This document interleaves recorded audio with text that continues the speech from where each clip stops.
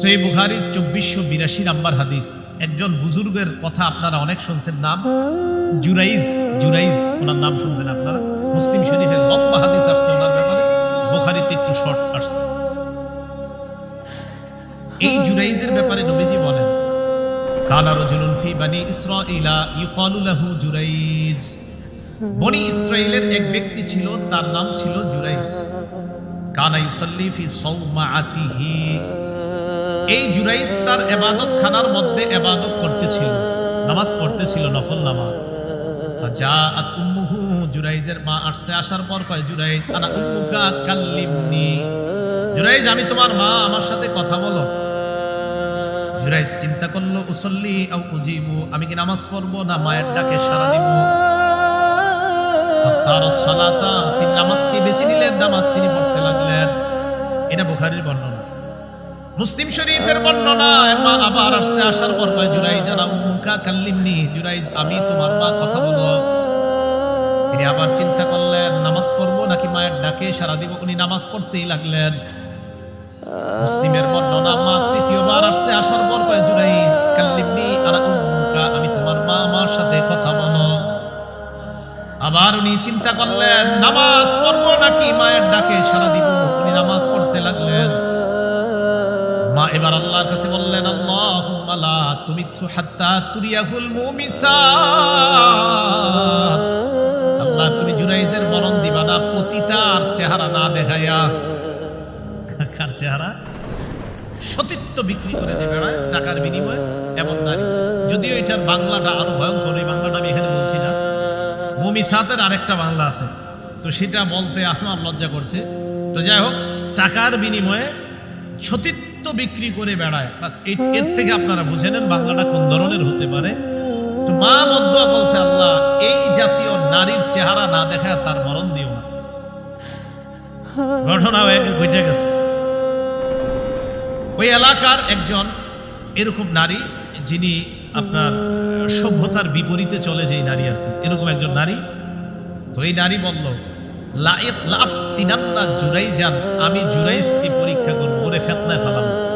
এক নারী বলে ফেলছে। জুরাইজের কাছে আসছে, আসার পর ফাতাআররাজাত লাহু, নিজেরে বিভিন্ন ভঙ্গিমায় মোহনীয় রূপে আকর্ষণীয় ভাবে জুরাইজের সামনে উপস্থাপন করছে। নাউজুবিল্লাহ। ফাবা, জুরাইজ কোনো ভ্রুক্ষেপ করে নাই, অর্থাৎ উনি মাশাআল্লাহ ওনার ইবাদতে উনি লিপ্ত ছিলেন।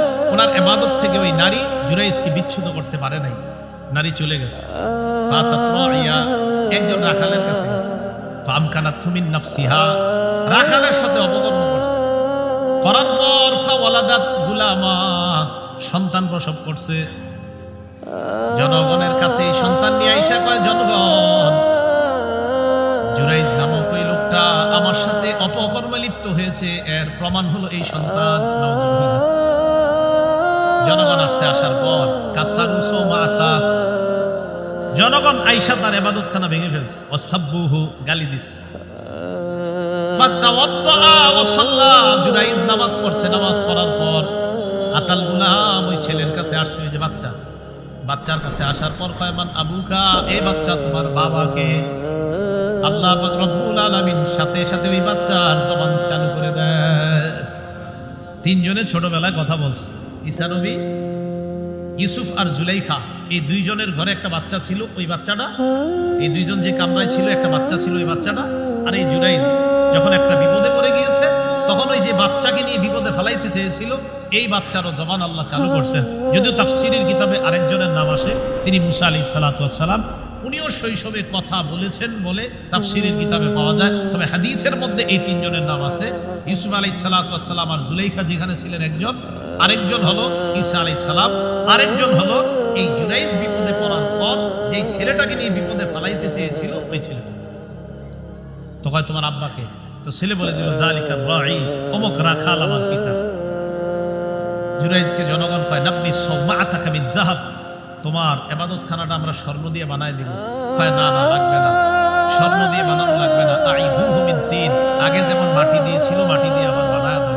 জুরাইজ বুঝতে পারছে যে এই ভাঙ্গাটা, এই বিপদে পড়াটা, এটা তোমাদের দোষ না, আমি নিজের দোষে এটা বিপদে পড়েছিলাম।